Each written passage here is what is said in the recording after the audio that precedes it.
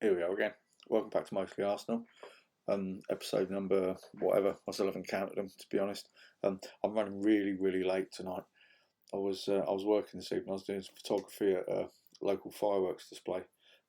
Wasn't paid or anything, but the place where it is, they struggled a lot with lockdown. So I said I'd pop down and do some photos so they can pop it on their website for advertising. So it's I don't even know what the time is. It's Jesus, nearly 11:15. So chances are, unless you're a massive insomniac like me, by the time I upload this, it may well be tomorrow morning if you get the chance to see this. So in that case, I'd like to say good morning. This was video last night, and it's a bit like time travel, really, if you think about it. Yeah, we do that as well. Time travel as well as lots of other stuff. Before we get into it, you'll know what to do. Like the video, subscribe to the channel. It all helps, and my kid's going to need winter coats soon, so I need those other 935 subscribers so I can buy them coats. So yeah, please do that. That'd be awesome. So tonight, I'm going to do a little preview on tomorrow's game against Watford, or today's game against Watford. I'm going to talk about some transfer news and just some other stuff as well. So without further ado, Watford. Now, I'm really happy that Troy Deeney don't play for them anymore. Fucking hate that bloke. He was thorn in our side for years, and he was always going about we were a soft touch and everything. So he's fucked off now. I really fancy us tomorrow. I always fancy us before a game anyway. Always ridiculously positive, as well as being nervous, but normally really positive before a game. And pretty much every game I can tell within 5 minutes or so what sort of game it's going to be, how we're going to perform. And I'm so positive at the moment. The way we've been playing just lately, the way we seem really settled. I think tomorrow's going to be a good day. Now, I know Watford have kind of still got new manager bounce. I think this will be Ranieri's fourth game, perhaps. They got battered in his first game against Liverpool. Then they battered Everton 5-2, although Everton were under strength. I think they lost their last game, so hopefully that's a sign that they're on the dip. I've not looked at their potential formations or anything like that. I'm very much a believer of just concentrating your own game. So I don't know what their formation will be. Regarding ours now starting lineup, I'm probably the same as literally every other gooner on the planet who's put a predicted lineup out. It should be as it has been. Ramsdale, Tavares, Gabriel, White, Tomiyasu, Saka, Lokonga, Partey, Smith Rowe, Lacazette and Aubameyang. Apparently KT could be in the running. I'll be very surprised to see him start. Not just because of how Tavares has been playing, but he's been out for a while, and it would be a lot to just chuck him straight back in. Having said that, Tavares has been playing especially well.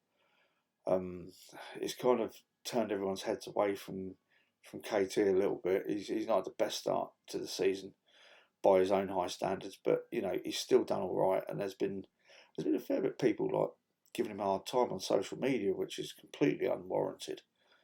It's not that long ago that we were all expecting him to be wearing the captain's armband at the start of this season.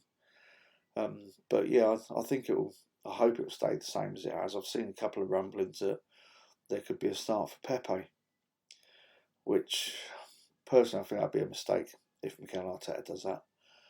I know rotation is a large part of the game now, and it has been for quite a few years.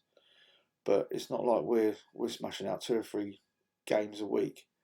When you look at last season, how the games were so condensed, and you needed a large squad. Arsenal don't need that this season. Effectively, we've got a game a week, except for when the Carabao Cup rolls around, and then you got the international break after this game. So I see no point to resting anyone, unless Arteta's seen anything in training this week where if like someone like Pepe's been absolutely fucking smashing it out of the park every day, or if he looks like anyone else is struggling for fitness or just sharpness, they're looking a bit jaded. Obviously he knows better than I do, but I don't see any reason to bring Pepe in and upset the apple cart at the moment.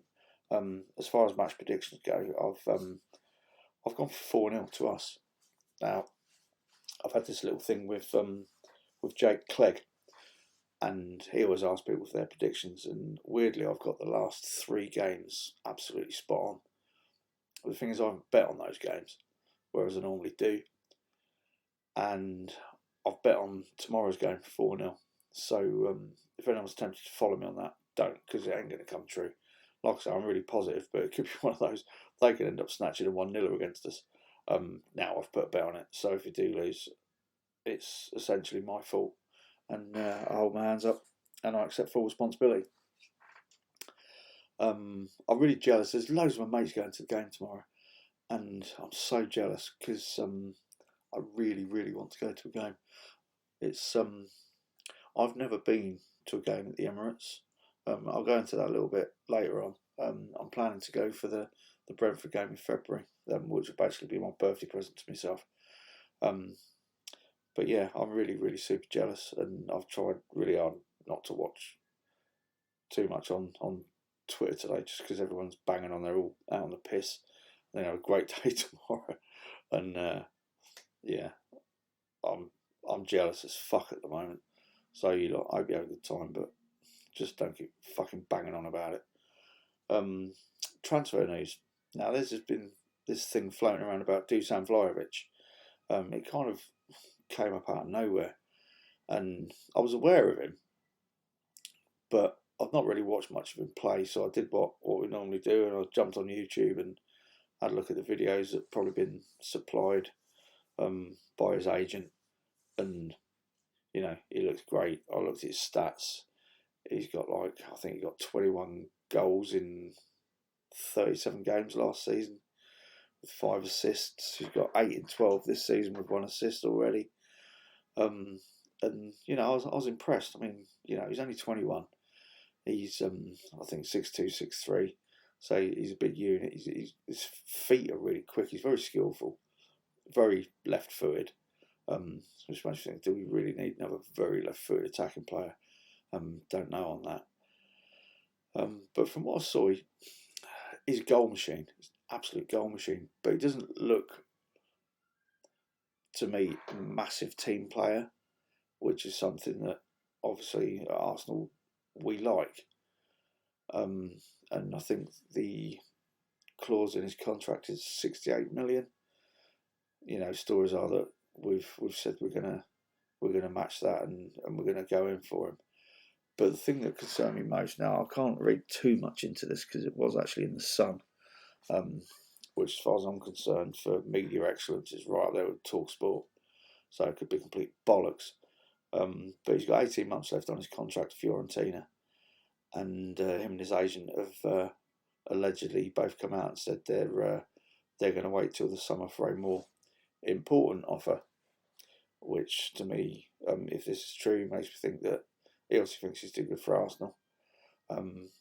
So if that's the case, Dusan, you can just, you know, no one's too good for Arsenal. Maybe we're too good for you. If you want to come along, jump in. But if that's your attitude, not interested. Because even if we did get you, probably end up going to fucking City, Real or Barcelona within 2 or 3 seasons anyway. So yeah, moving along from that.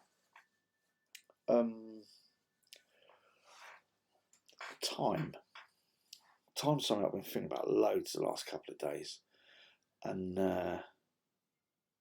firstly, I'd like anyone that watches these videos that I come out with, I'd like to genuinely thank you for taking the time to watch them. And, you know, everyone's time is valuable. And for anyone that uses their time to watch me, you know, saying the stuff that I talk about, actually means a lot. And genuinely, I'm very humbled that you would do that, because we've all got busy lives. So, firstly, I want to say thank you for that. The second point, I kind of alluded to it a little while ago about I've never been to the Emirates. You know, I went to games at Highbury, but I've never been able to get to a game at the Emirates. There's lots of reasons for that. You know, my lifestyle is such that I physically haven't been able to get down because of other commitments, whether it be work, family. Also, I mean, finances. If I were to go to a game under normal circumstances, I'd be looking at probably somewhere between 1 and 2 weeks. Food shopping would be the financial equivalent to me coming down for a game. When you look at transport, tickets, food, drinks, maybe even accommodation if I decided to stay overnight for the game. And I cannot justify that on a weekly or monthly basis to my kids from just a financial viewpoint. But then the other thing is, like I say, time.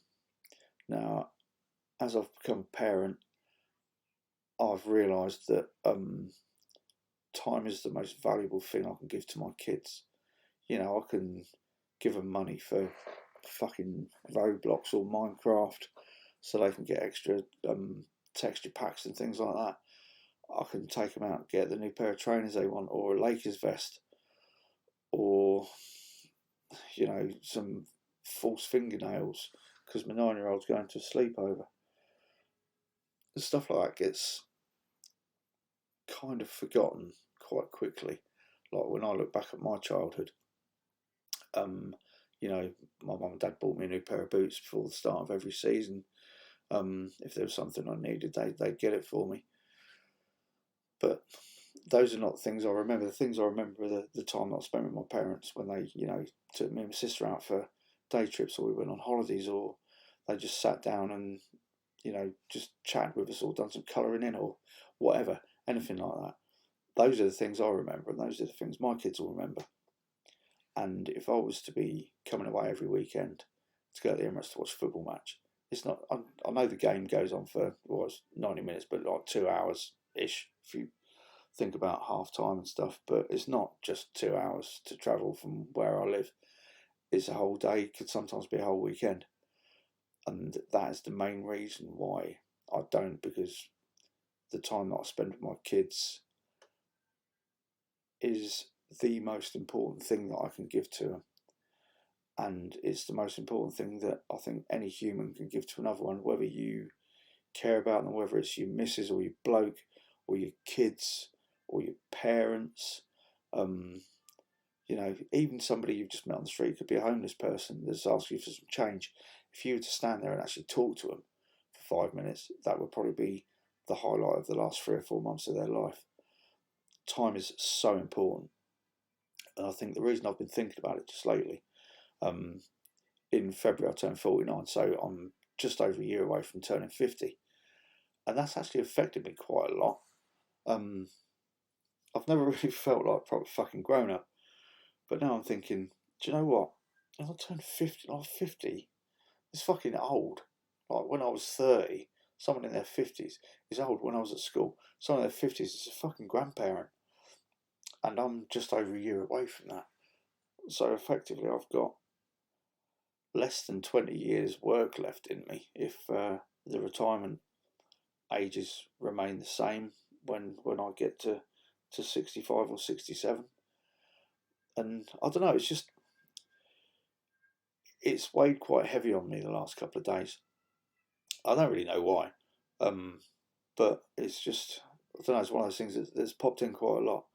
So I just wanted to talk about time and just say how important it is to me. Someone I care about, if they want to spend time with me,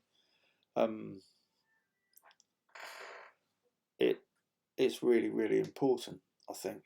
And as I said, those of you that take the time to sit down and watch my videos,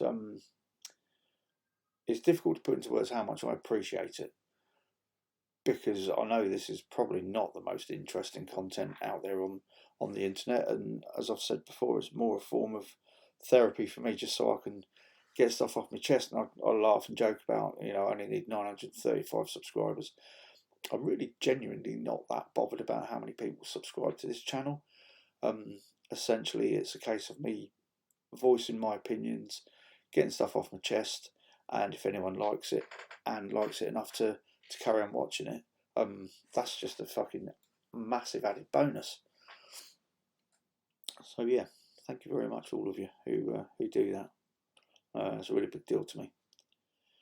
That is about it. I'd ask for some questions, but no one put any in. I was going to make some up. I was going to pretend that, oh, hello, I've got a message from fucking Jeff from Macclesfield. Wants to know what my favourite footwear is, but I'm not going to do that because that's just bollocks. So I'm going to sign off now because I'm absolutely fucking knackered. And when you get to see this, like I say, could be tonight if you're as mad as me, or it could be tomorrow morning. If it's tomorrow morning, hope those of you going to the Emirates have a great day. Stay safe and enjoy yourselves. Those of you that are watching it tonight and going to the Emirates, hope you have a great time tomorrow at the Emirates. Stay safe. Those of you who aren't going are going to sit there and watch it on your telly like me. Stay safe at home. I'll see you next time. Ta-da.